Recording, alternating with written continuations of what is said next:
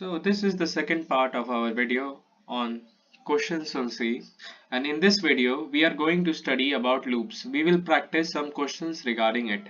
So let's begin. So our problem 1, the first problem is that we need to write a code that uses the basic concepts for loop. Okay. So what the question says here, it is saying that print a number from 1 to 100. Okay.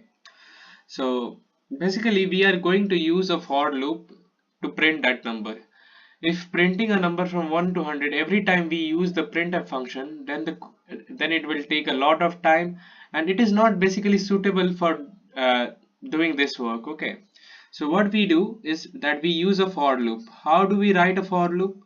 We write for, then first bracket, then we give the curly braces, and then inside the first bracket what we do is that first we give three statements basically here. Okay, first we define an integer I. Basically I stands for index. Okay, then this is the initialization condition where we give the initial value of I. Then we give uh, the value till which the code will run. Okay, and then we give how the code will progress. So basically we have we have given the initial value as 0, then I equal to less than equal to 100, and then I plus plus. That means that the loop will begin from 0. It is when the value of I is 0 and will run in loop till the value of I reaches to less than or equal to 100. Okay, so basically say if first time the loop goes through, then it prints basically 1 0, then it prints 1, then again it goes, then it prints 2, then again it goes, then it prints 3, and so on. When it reaches till 100, that is equal to, that's why we have given less than equal to 100, it prints 100, and after that when it comes again for 101, it checks that I the value of I must be less than or equal to 100, and 101 is greater than 100, so our loop stops running from that moment. So let's see what happens when we run our code. First we compile the code.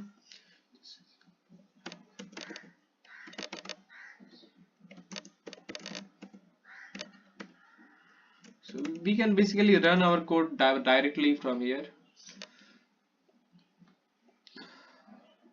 So you can see clearly that it has printed number from 0 to 100. So 0 to 100, but our question was to print the number from 1 to 100. So what we can do, instead of the initial value of I as 0, we can give the initial value of I as 1. Now we run the same code.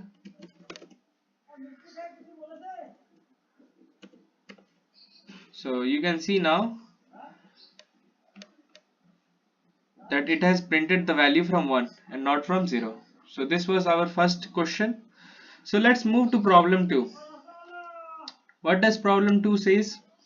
It says that write a code that uses the basics of while loop. So the question says that ask the user to give his name. If he doesn't give, ask till it gives his name. Okay, so basically uh, the code will ask you to print and write a name, and if you miss and don't write the name, then it will again ask you to write the name, and it will do till you write some name. Okay, so what we do, we first define a variable char whose memory is 25. Then we give printf statement that says you to write your name. Then instead of using scanf function, which is not suitable for writing name with spaces or your full name, that's why we have used the fgets function. And what is at the fget function, you can see in our first video. You will get the idea what is fgets function. So how we have used it, first we have given the variable's name, then we have given its memory, then we have included the standard input file. After that what we do is that we use the while loop.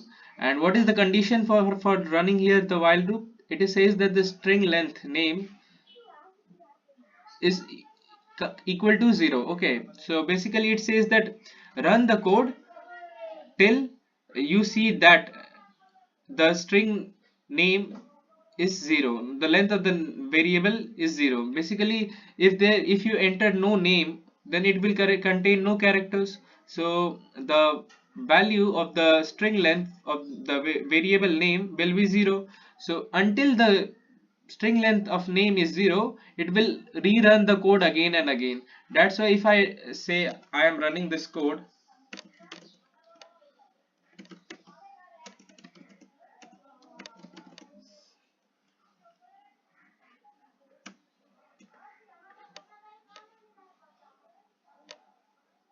so write your name. I don't write my name, okay, I just click enter.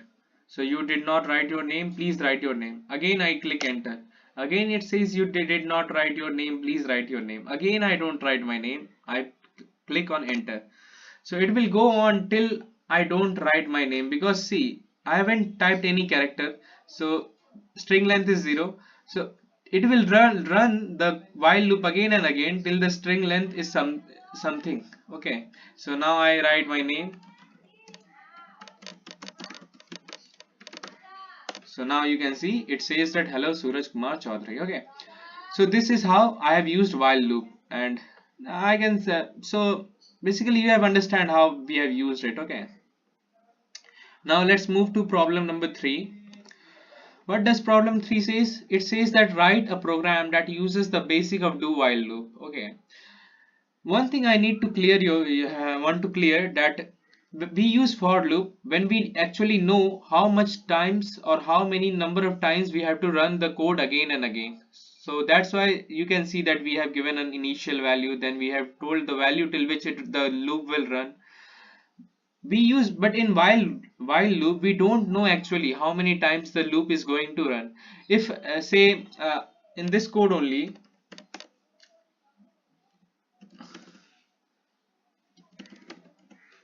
if say the very first time it asks me write your name and I write my name, so since I have written my name and it has some character value, so string length here you can see it is 5, not 0. So basically it skips the whole loop only. It skips the whole loop. So basically we use while loop when we don't know how many times we have to run the code exactly. Okay, we don't have any idea how many times. What does it says? It says that until the user type his name, tell him to type his name again and again until he types.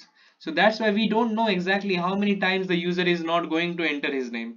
So this is when we use while loop. And say if the user inputs his name very first time, then this whole code is skipped by the computer or by the when we run the code basically. Okay, so problem 3, we use do while loop. When we use do while loop, so you see that while loop, if the user did input his name, so the loop didn't run didn't exactly run only. Okay, but in do while loop at least one time the code has to run. Okay, that's why we have first see what is they say that say write a program that asks you to type a number and stop when you enter a number less than 0, and then give you the sum of all the positive numbers that you entered. Okay, so what we do, we first declare and initialize a variable that is integer number, then and again a variable sum and whose initial value is 0. Then we say a printf statement, then do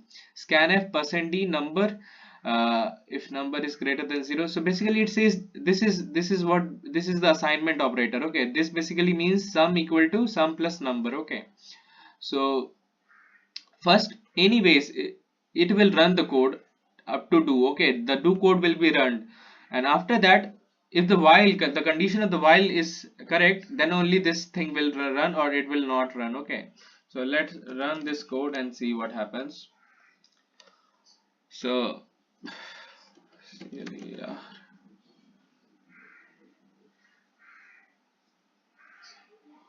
So it says write some number. I write 67. Oh, what the fuck? 67. Then I write 56. Then I write 32.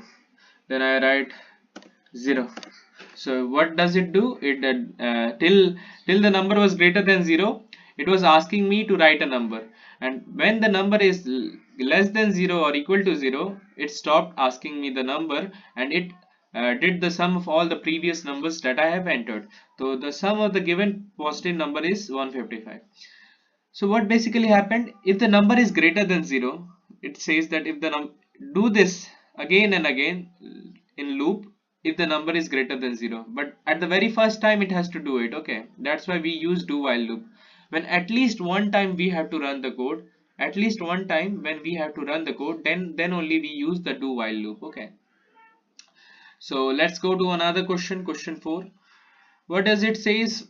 It says that you need to use the concept of nested for loop here. So it asks that you it says that it write a code that asks you number of rows and column, also the symbol you want to print, and then print the symbol that of that many rows and column times. Okay, so first we declare three variables. One is integer whose data types are integers, that is rows, columns and symbol. Then we ask how many rows it needs to print. That's why we have given a scanf function for rows, columns and symbols. We have used the ampersand sign in all of these because they are integers and char. Then we say that then we use for loop, nested for loop. The first for loop or the outer for loop is used to print the number of rows, and the inner for loop is used to print the number of columns, and also to print the character that we are going to enter. So we have given the initial value as 1, less than equal to rows I plus plus, j equal to 1, less than equal to column j plus plus. Here we after the first say inner for loop, we have given a printf statement and given an escape sequence, because this it is a new line character. So what will happen that after printing a particular row, it will move to another row, or else it will print the whole thing in only one single row. That's why we have given the new line character. Let's run this code and see what happens.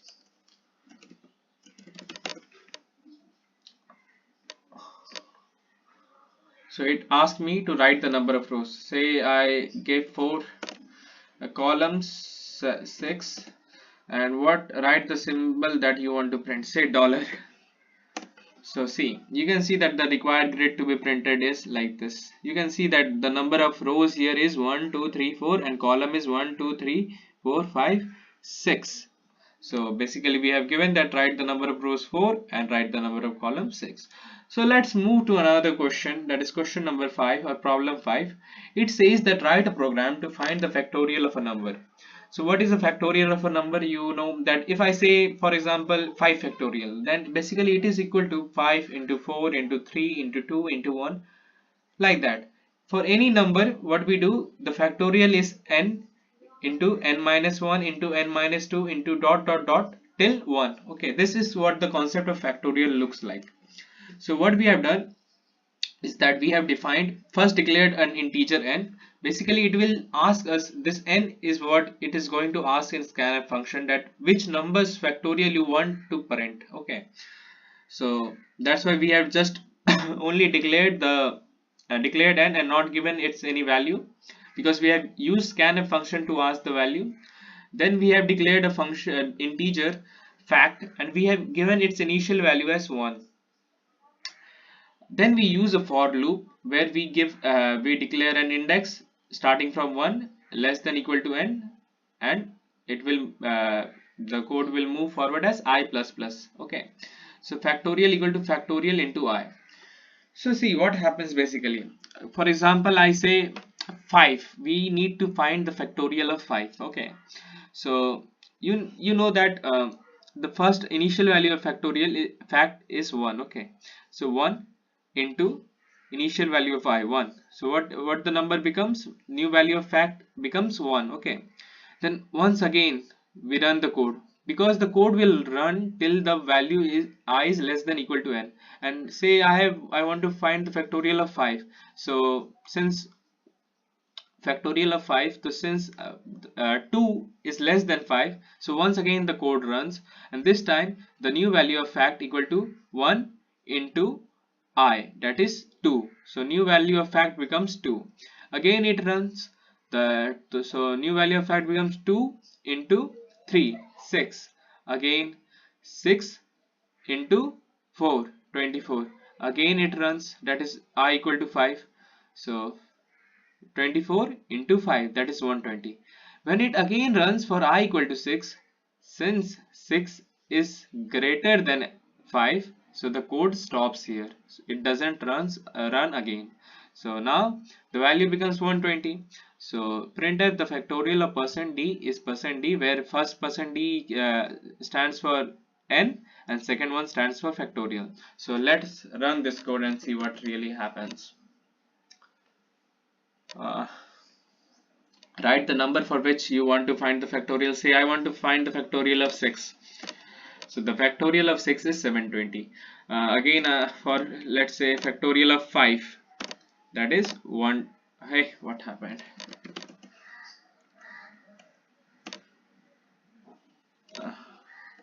Factorial of 5, 120. Say again I run the code. Factorial of 3, 6. So this is how the code for factorial is written. Okay, we use the for loop here for writing such a code. Next, let's move to another question, that is problem number 6.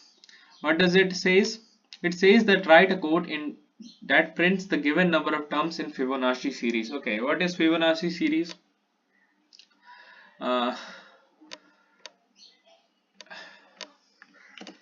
See, the Fibonacci series basically starts from 0, okay, then again 0, then 1, okay.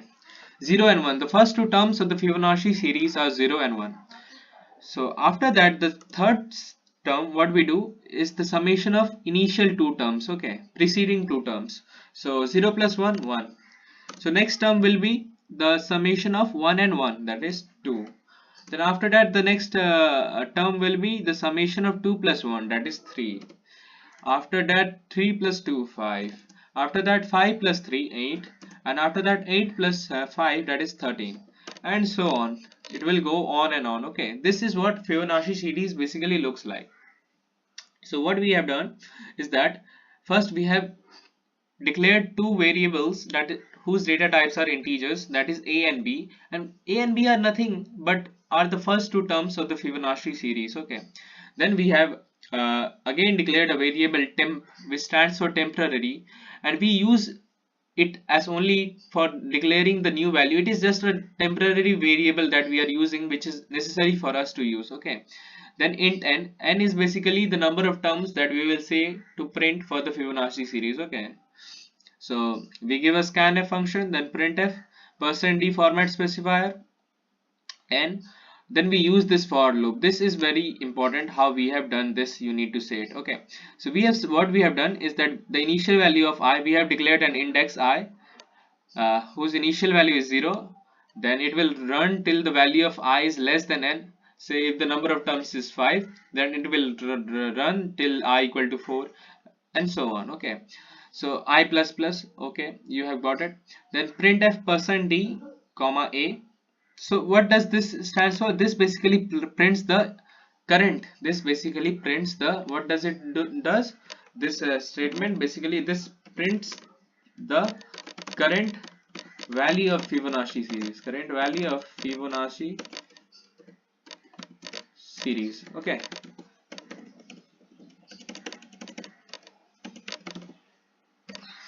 After that, we use this temporary variable, which is empty basically, because we haven't declared its value till now. Okay, so what we does, it becomes the summation of the first two Fibonacci series, that is a plus b. Then what we do, we replace the value of a by b, and the new value of b is the value of temp. Okay, that is a plus b. Basically, see, when the value of a and b is 0 and 1, 0 and 1, so what does? It prints 0, that is the current Fibonacci series. And temp, the value of temp becomes 1, 0 plus 1 equal to 1. The value of a becomes b, that is now the current Fibonacci series. When it will run in one again, when the loop will run once again, then the current Fibonacci series will be 1. So it has basically replaced the value of a with the value of b, and b equal to temp. B equal to temp means the new value of b is 0 plus 1, that is 1, 1 again. Okay, so it prints 1 again. After that, like this again, and so on. And it will, at the end you will see that the sequence resembles the Fibonacci series. Okay, so let's run this code and see what really happens.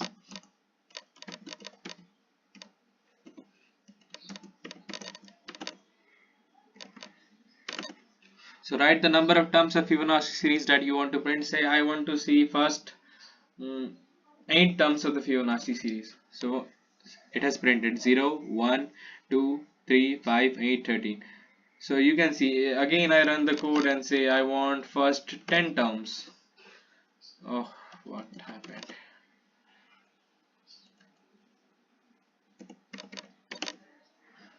10 terms of the Fibonacci series. So it has printed the first 10 terms of the Fibonacci series. So let's move to another question, that is problem number 7. What does the problem ask? It says that write a code that says whether a number entered is a palindrome or not. What is a palindrome? Basically palindromes say it is the same number when it is reversed also. Say 121. If I reverse the number, it again gives 121. 1331. So when I reverse it, again I get 1331. And what is not a palindrome? When we reverse the number is not it becomes completely different number. Then it is not a palindrome. Like 123. If I reverse 123, I get 321. So to write the code for the palindrome, what we do is that we declare an integer n, then we use the rev. Rev stands for reversed number, okay, reversed integer. So first we need to give its initial value as 0, and then also we declare the temp, that is temporary variable, okay, that we need to use to do some certain combination of certain changes in values, okay. That's why we need to use this temp container basically. So printf, write the number to check palindrome or not. Scanf, which asks you to write the number which you want to check whether it is palindrome or not. Then what we do is that we assign the value of temp as n. That is the number that you have entered, okay. So this while loop, the condition what I have given is that temp greater than 0. Basically this loop will run till the value of temp doesn't becomes less than 0 or equal to 0. Till then the loop will go on and on and on, okay. So what we have done is that rev equal to rev into temp plus temp modulo 10, and then temp equal to temp divided by 10, okay. So how does it work basically? Say I say 123, okay. So rev value 123, okay. So rev equal to 0 at first. So 0 into 10 equal to 0 plus temp modulo 10. So 123 modulo 10 is 3. So the new value of rev becomes 3. And the temp new value of temp becomes 123 divided by 10, that is 12. Though you will say that the value is 12.3, but since I have used an integer, I have given the data type of all these variables as integers, so 12.3 can't be there. So it is, instead of 12.3, it is 12 basically, okay. So again it goes and run. The new value of rev is 3, so 3 into 10 equal to 30 plus temp modulo 10, that is temp value was the new value was 12, so 12 modulo 10 is 2. So new value of rev becomes 32, and the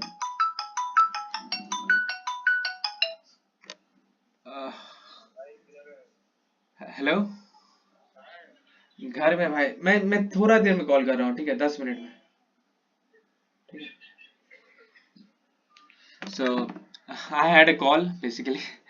uh, so rev equal to rev into 10, where we 32, the value of rev becomes 32, okay, and temp was 12, so 12 divided by 10, 1, the new value of temp become 1.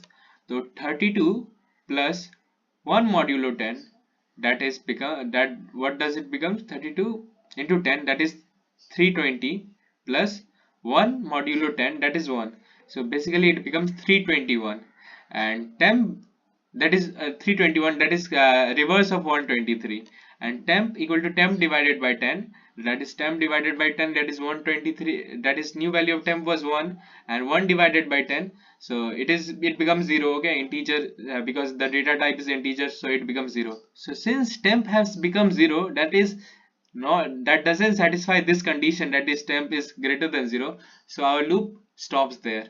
stops there because it has already reversed the number that we have given in the scanf function, that is n. So now what we say, we have used the ternary operator. Okay, we could use the if else statement, but we have used the ternary operator. Where how do we use it?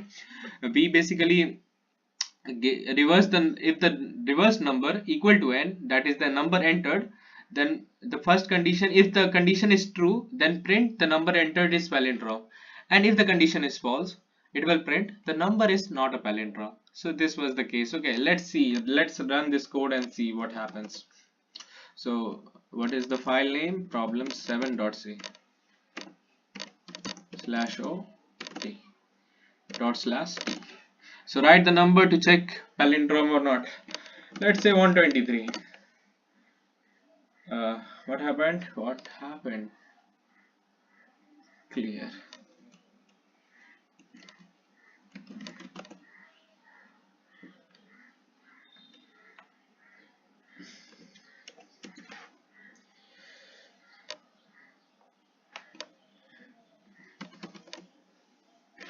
I think there is certain problem in it. What is the problem? Let me figure out. There shouldn't be any problem, but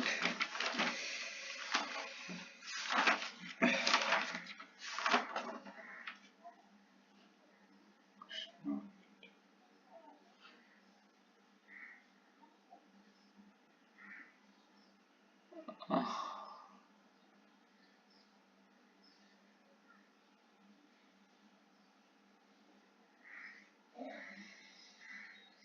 I don't think there is any problem in this code.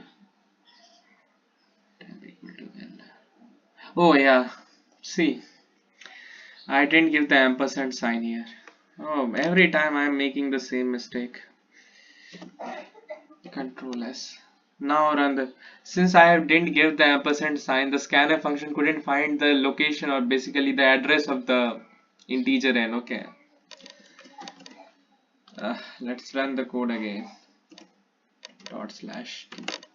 So write the number 123. So you can see, since 123 is not a palindrome, so it prints the number is not a palindrome. Again we run the code, say 121. Right? What the hell? Dot slash t. So 123, this is not a palindrome, dot slash t. 121, the number entered is a palindrome. So it was really very easy. The main thing is that you need to understand the mathematics, that is basically the formula, the how does the formula is applicable for palindrome. You need to basically say it. Okay, let's move to another question, that is problem 8. What does this problem says? It says that write a program to print the sum of the digits of the number you have entered. So let's say if I entered 123, it will print 1 plus 2 plus 3, that is 6. Okay, so it says that first, so what would we need to do? We have declared one integer num, and we have declared as well as assigned the value of the integer sum, that is equal to 0. We have used scanf functions. These are really easy and simple. If you don't understand this, you can see the lecture 1, basically that basically contains entire basic portion that is required to understand this printf, scanf, this ampersand sign, fgets function, everything. Okay, so you should do really watch that function, that video, sorry. So we have used the while loop. What is the condition? The condition is that the loop will run till the num integer num is greater than 0. Okay, so what we have done, we have used this formula, sum equal to sum plus num modulo 10, and then num equal to num by 10. Okay, so if you apply this again and again, you will see that what does it do is that it, at when the loop ends, it will basically add all the digits that you have of the number that you have entered. Okay, you can try and check it out. Okay, it's not a very complex thing to do. So let's run this code and see what happens. This is the file name is problem8.c. Oh,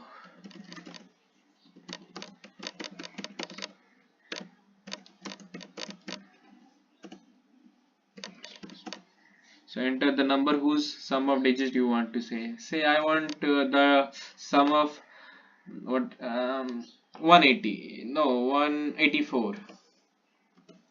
enter. So the sum of the digit is 13. Let's say I want to find the sum of the digit of the number 236. So the sum of the digit is 11. It was not a very hard thing to understand. Okay, so let's move to another question, problem 9.c, and this is the last question of our this video lecture on loops. Okay, see the question, the entire question was on based on loops, that is for loop, while loop, do while loop, for loop, nested for loop. So the entire video is based on loops. Okay, so you can clearly practice these sums.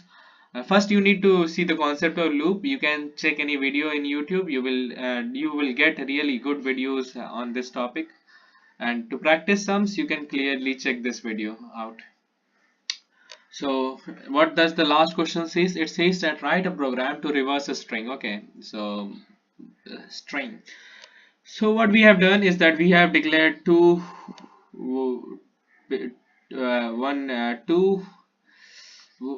one is string, this first one is string, and the second one is only car. Okay, character. Then the first one is array of character. That's why, since C is a non-object oriented language, so we can't store strings directly. So what we do is that we make an array of cars, chars or cars, whatever you say. So we have also declared the memory, that is 100 bytes, and we have declared the car temp, and the integer, we have also declared an integer length, and we have used a scanf function to which asks you to enter the string.